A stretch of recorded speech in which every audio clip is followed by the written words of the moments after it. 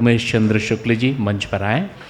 गज़लकार, साहित्यकार, आलोचक और एक और उपमा आपके साथ है, मंच संचालक भी हैं, बड़े अच्छे वक्ता हैं, डॉक्टर उमेश चंद्र शुक्ल जी।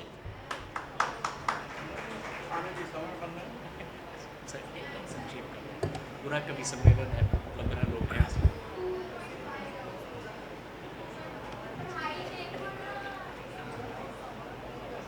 राजेश कुमार मिश्र जी, अमरनाथ मिश्र जी, कमला शंकर मिश्र जी, सागर त्रिपाठी जी, बहन उषा मिश्रा जी, दयानंद तिवारी जी चले गए, कृपा शंकर मिश्र जी आज के संयोजक आयोजक सब कुछ,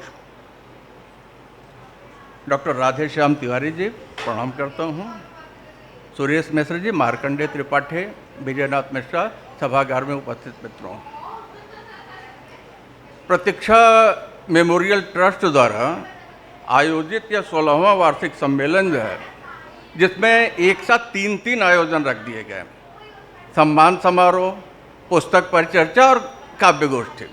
और ये देख रहे हैं कि सारा समय खींच के हम कवियों को दे देना चाह रहे हैं। रचनाकार के मानस की चरम उपलब्धि होती है और उसको 5 मिनट में 10 मिनट में पूरी की पूरी एक किताब पे चर्चा कर लें, शायद बहुत मुश्किल होता है, बहुत मुश्किल होता है, वो भी डॉक्टर कृपा शंकर मिश्र जैसे व्यक्ति की किताब पर। क्योंकि बात जब आकाशवाणी की चलती है तो मित्रों, जैसे कुछ आकाशवाणियों की यहाँ चर्चा हुई, मैं तो ये कहता हूँ कि जब भी आकाशवाणी हुई है तो बड़ी घटना घटी है। कभी चर्चा चल रही थी डॉक्टर राधेश्याम तिवारी से, तो इन्होंने हमसे कहा, जीवन में कभी वचन मत देना, प्रतिज्ञा मत करना। आनंद जी से इसलिए आते समय मैंने पूछ लिया, जीवन में कभी वचन मत देना, प्रतिज्ञा मत करना, नाराज भी रहना तो किसी को श्राप मत देना। क्यों? क्योंकि बेटा अगर ऐसा आपने कुछ भी किया तो आकाशवाणी होगी, और आकाशवाणी होगी तो इस बात को आप जान लीजिए कि हमारी सनातन संस्कृति में हर बड़ी घटना, 2 बड़े महाकाव्य हैं, महाभारत देखिए, रामायण देखिए, छोड़ दीजिए, आनंद सिंह को देखिए, सुरेश मिश्र को देखिए, शायद ये यहाँ नहीं रहते अगर महर्षि वाल्मीकि का क्रौंक पक्षी का वध वाला वो प्रकरण नहीं होता, तो वहाँ भी आकाशवाणी है। लेकिन मित्रों, उस आकाशवाणी में और डॉक्टर कृपा शंकर मिश्र की जो आकाशवाणी, इसमें अंतर है। सारे लोग अपनी पुत्री के, अपने पुत्र के पिता हैं, शायद जाने अनजाने कभी उनका पाठ्यक्रम देखें तो पाठ्यक्रम में कहीं भी नैतिकता की शिक्षा है, किसी सिलेबस में नहीं है। सुरेश मिश्रा भी नहीं पढ़ाते होंगे, अध्यापक होकर रिटायर हो गए, और जितने भी यहाँ अध्यापक हैं, जितने भी पालक हैं, तो मैं बड़े फक्र से कहता हूं कि कृपा शंकर मिश्र की आकाशवाणी का जो पहला अंश है, जो राष्ट्रीयता को समर्पित है, और आदरणीय डॉक्टर सागर त्रिपाठी जी ने कहा कि नहीं, इसको खरीद के पढ़ें। मैं तो ये कहता हूं कि सागर जी अपनी तरफ से इसकी 1000 प्रतियां रद्दी कागज पर,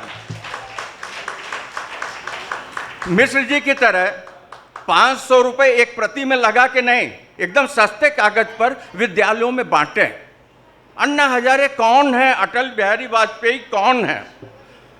महामहिम मुर्मू कौन है? भगत सिंह कौन है? पुलवामा घटना क्या है? तिरंगा क्या है? 15 अगस्त क्या है? 26 जनवरी क्या है? मित्रों, शायद मंच से बोल रहा हूं क्योंकि एक तरफा होता है, 15 अगस्त और 26 जनवरी का अंतर बच्चे नहीं बता पाते। सागर त्रिपाठी का वो पैसा जो रद्दी कागज पे आकाशवाणी का ये स्वर्णाक्षर जब अंकित होगा और वो बटेगा, तो कम से कम बच्चे उस अंतर को तो जानेंगे। दिवस का क्या महत्व है मित्रों? हम जो क्या मनाते हैं, जन्मदिन। हमारे पास जो एक से एक महत्वपूर्ण हमने काम किया, और उन दिवसों को लेकर के कृपा शंकर मिश्र जी ने एक रचना रखी है। मैं तो कहता हूं कि आकाशवाणी के पहले ही 4-6 लाइनों पे चले जाइए, नाना पुराण निगमागम विधि सम्मताम के समानांतर मैं कहूंगा कि कृपा जी ने केवल 2 शब्द में जो उसको ले आके समेट दिया है। लिखते समय हो सकता है कि इनकी दृष्टि न रही हो, बोलने के लिए वहीं पे 1 घंटे आधे घंटे का समय है मिश्र जी, क्योंकि जब ये कहते 4 सोपान पर इसको विरचित किया, राष्ट्रीय धर्म है, इसको मुखरित किया। ये 4 सोपान क्या है? आनंद जी, सनातन संस्कृति में चतुष्टय का बड़ा महत्व है। हमारे उम्र भी 4 भाग में बटे हुए हैं, हमारे कर्म भी 4 भाग में बटे हुए हैं, हमारे वर्ण भी 4 भाग में बटे हुए हैं, हमारे पुरुषार्थ भी 4 भाग में बटे हुए हैं। और कृपाशंकर मिश्र जी तो बहुत ही सहज हैं, बहुत ही सरल हैं, और सहज और सरल जीवन जीने की वो बातें करते तो कैसे करते हैं? कभी सुरेश मिश्रा की तरह हंसा के कर देंगे, तो कभी डॉक्टर सागर त्रिपाठी की तरह गरिष्ठ गजलों के रूप में कर देंगे, लेकिन उद्देश्य कलमकार का सिखाना होता है। ये 4 सोपान क्या है? खोलने की जरूरत है। पता चलेगा कि हमारे जैसा प्राध्यापक जब कसरत करेगा तो बताएगा कि नहीं बेटा, ये धर्म है, ये अर्थ है, ये काम है, ये मोक्ष है। बेटा, इन सब के केंद्र में क्या है? तो बोलेंगे राष्ट्र है, राष्ट्रीय धर्म है, यही तुम्हारा कर्तव्य है। क्योंकि कहीं भी तुम नौकरी करोगे, कोई व्यवसाय करोगे, कुछ भी करोगे, पैसे कमाओगे, तुम्हारा परिवार पलेगा, लेकिन तुम्हारी जिम्मेदारी किसके प्रति? राष्ट्र के प्रति है। राष्ट्र धर्म का निर्वाह आनंद जी अगर हमारी इन नसों में संचरित हो जाए तो शायद आज ये जो विध्वंसक शक्तियां हैं जिनके लिए हम बहुत चिंतित दिखाई पड़ते हैं, शायद उनकी गर्दन दब जाए। तो कृपाशंकर मिश्र की किताब क्यों पढ़ें? आकाशवाणी की जरूरत क्योंकि संस्कृत साहित्य में है।